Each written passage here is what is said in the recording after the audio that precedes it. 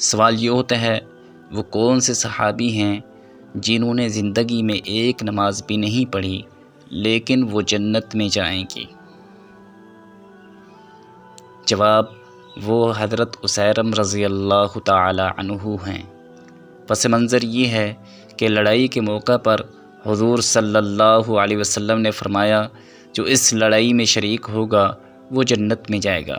حضرت اسیرم رضی اللہ تعالی عنہ جو اس وقت مسلمان نہیں ہوئے تھے، حضور صلی اللہ علیہ وسلم کی بات سن کر مسلمان ہوئے اور لڑائی میں شریک ہو گئے، لڑتے لڑتے شہید ہو گئے تو حضور صلی اللہ علیہ وسلم نے فرمایا میں اسیرم کو جنت میں دیکھ رہا ہوں۔